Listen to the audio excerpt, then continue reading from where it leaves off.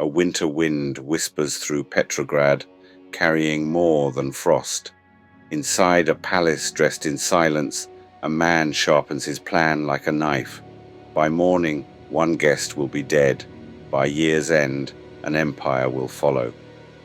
They said he was a monk, but he was more like a storm dressed in robes. He healed with words, he seduced with prayers. And as the Russian crown bled out from within, his name, Rasputin, was on every whisper. This is the story of a peasant mystic, a desperate empress, and the chilling prophecy that sealed the fate of an empire. Prepare to journey into the heart of Imperial Russia's final tumultuous years.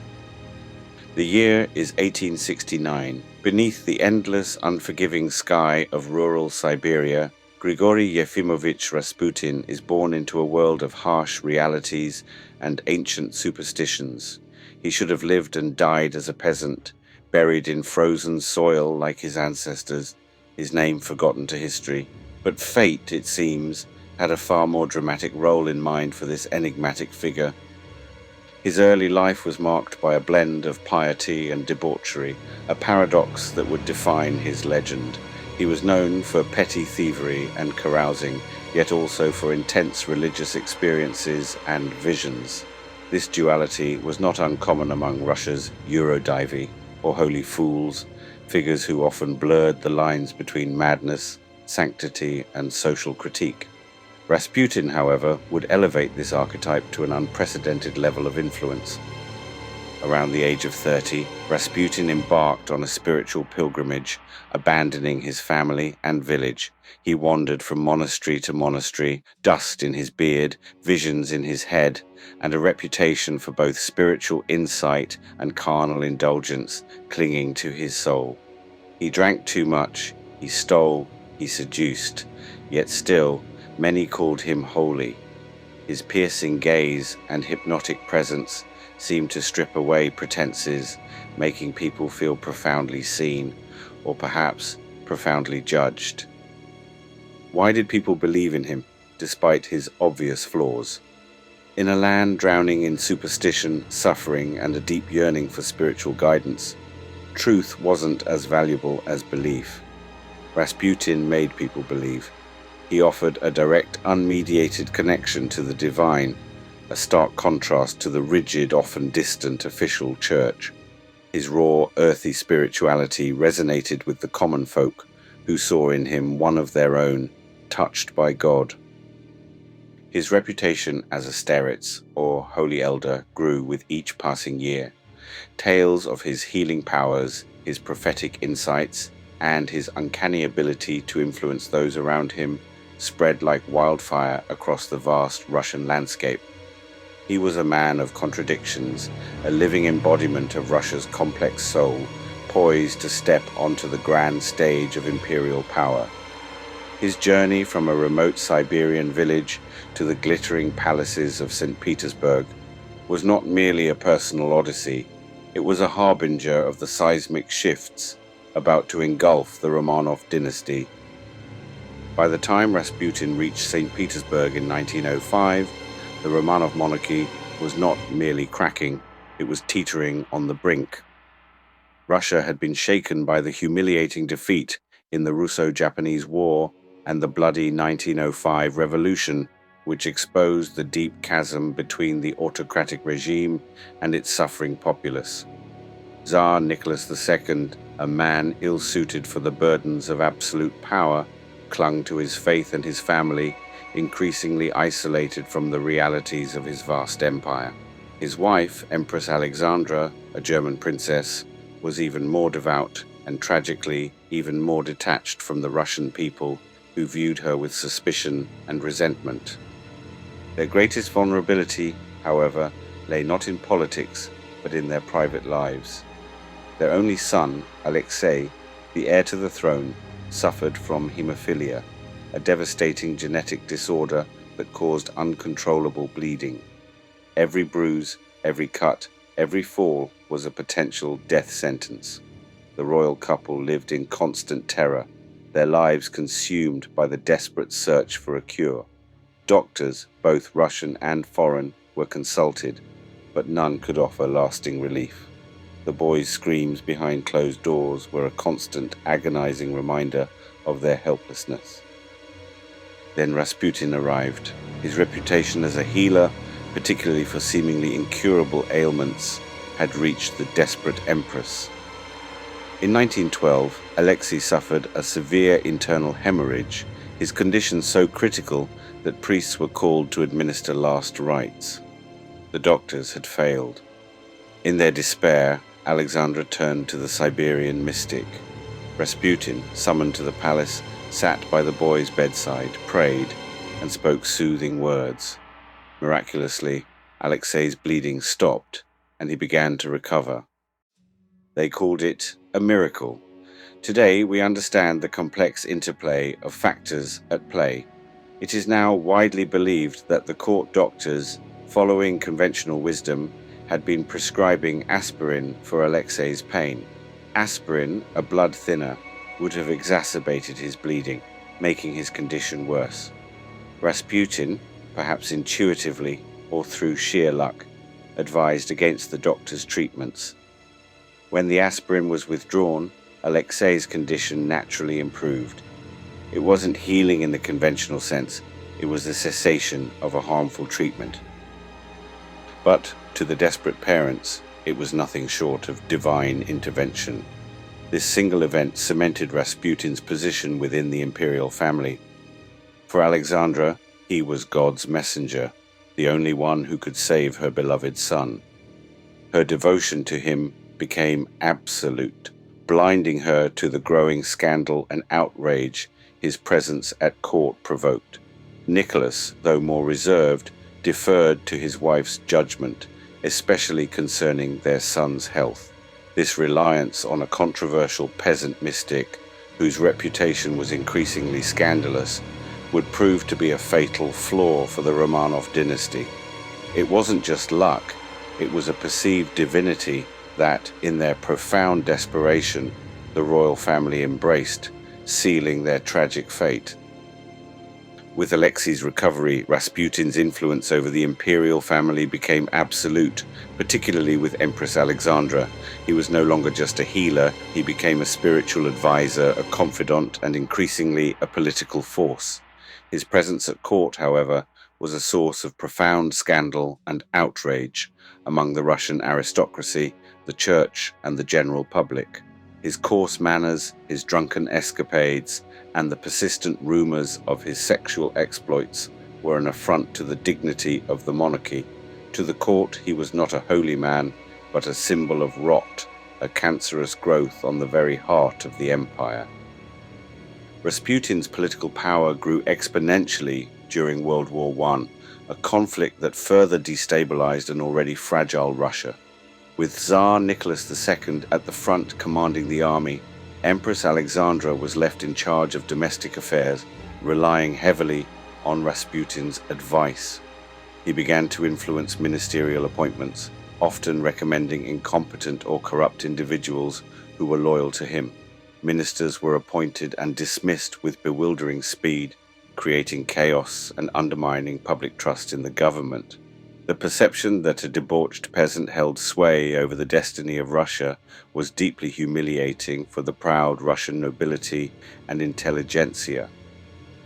Rasputin himself seemed aware of the precariousness of his position and the intertwined fate of his life with that of the Romanovs. He made a chilling prediction. If he were killed by common people, the Tsar's family would survive. But if he were killed by nobles, the entire imperial family would perish within 2 years. They laughed or perhaps scoffed at his pronouncements, dismissing them as the ramblings of a madman. But the prophecy, whether self-fulfilling or genuinely prescient, would prove tragically accurate. Outside the palace walls, the perception of Rasputin was far more complex. While the elite seethed, many peasants adored him.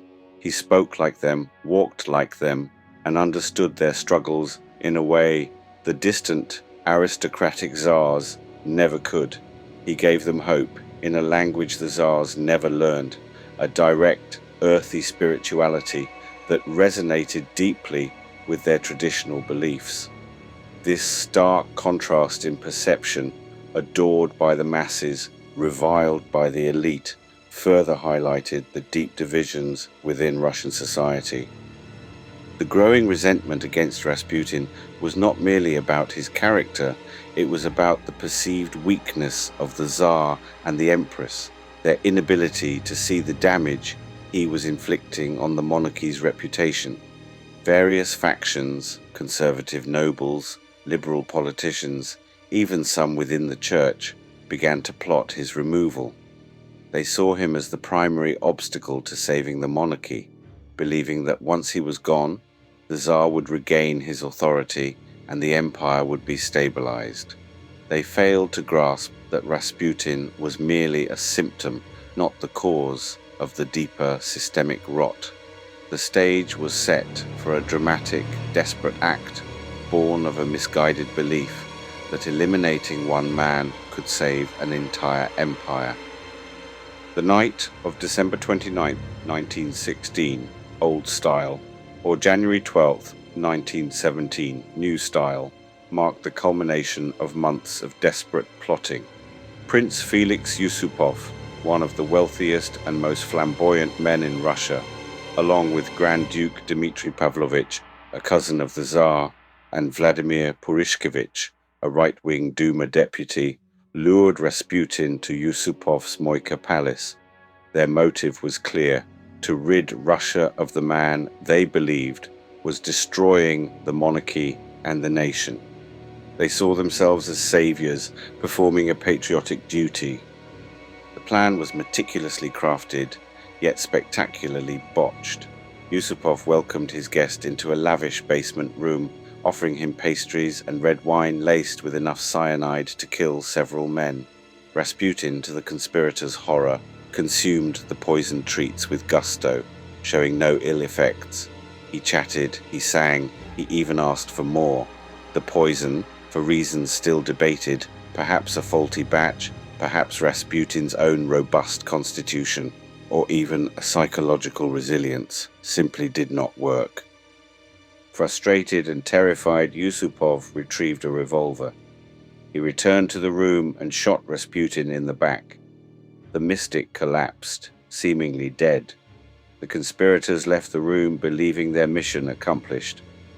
But the legend of Rasputin's invincibility was about to be born. When Yusupov returned to check the body, Rasputin suddenly sprang to life, his eyes wide open, lungling at Yusupov.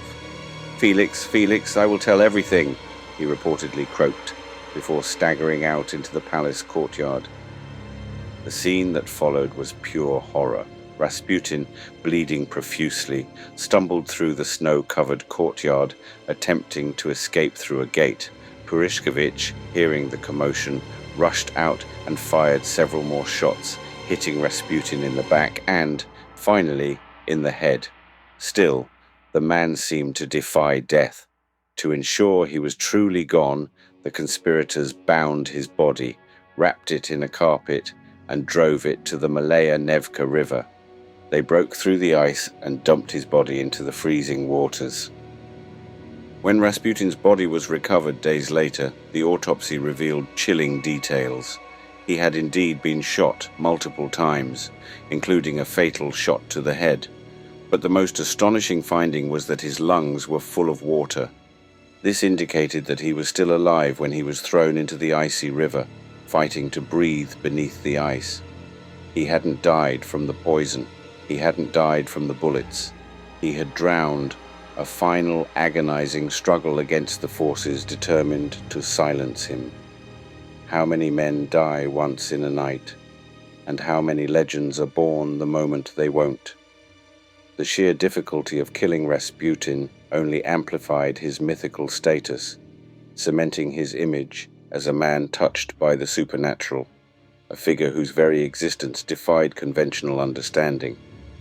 The assassination of Rasputin, intended as a desperate act to save the monarchy, instead became the final fatal blow. What was meant to be salvation became a curse. The conspirators, believing they had performed a heroic deed, were met with a mixture of shock, relief, and profound unease. The Empress Alexandra was devastated, seeing his death as a direct attack on her family and a sign of impending doom.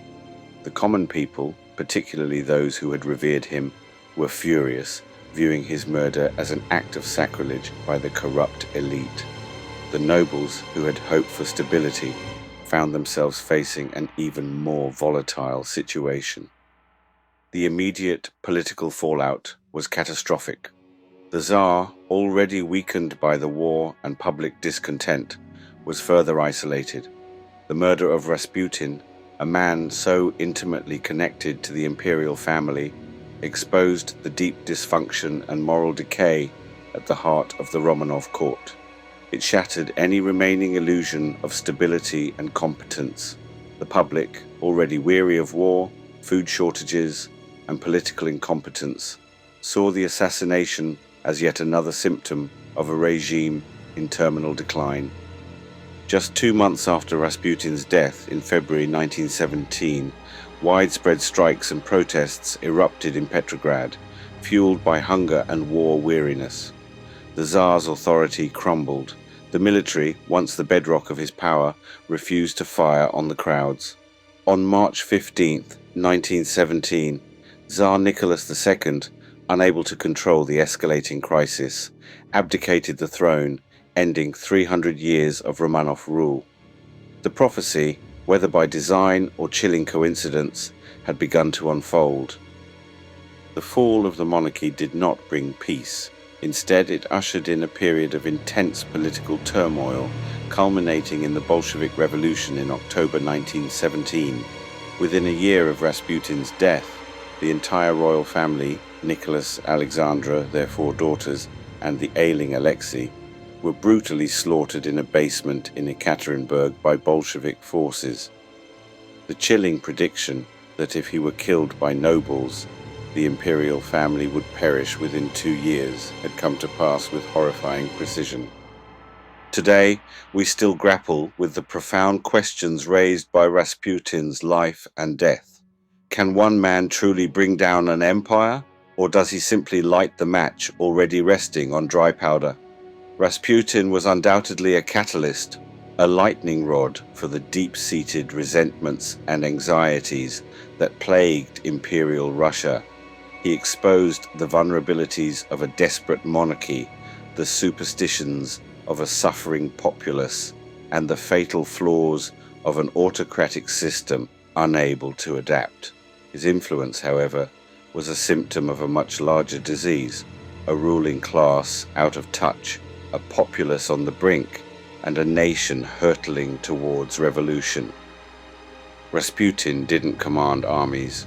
He wrote no laws.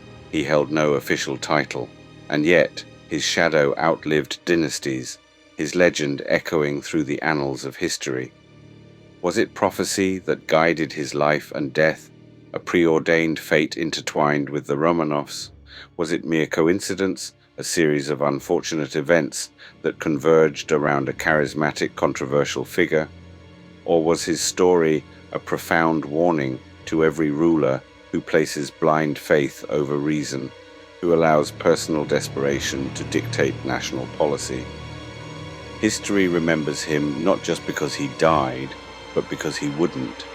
His almost supernatural resilience in the face of death, his uncanny influence over the most powerful family in Russia, and the chilling accuracy of his predictions have cemented his place in the pantheon of historical enigmas.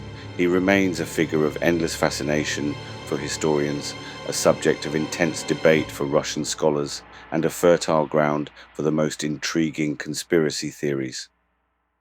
So tell me, was it a madman who brought down the crown, or the crown that crowned a madman?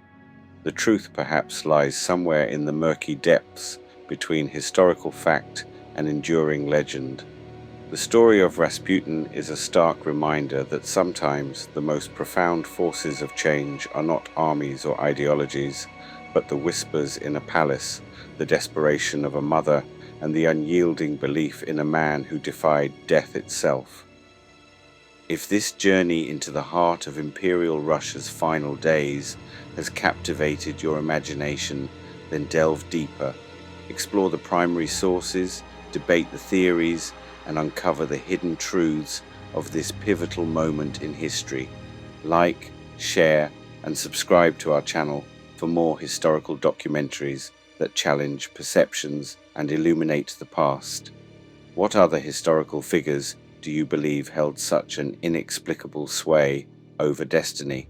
Let us know in the comments below.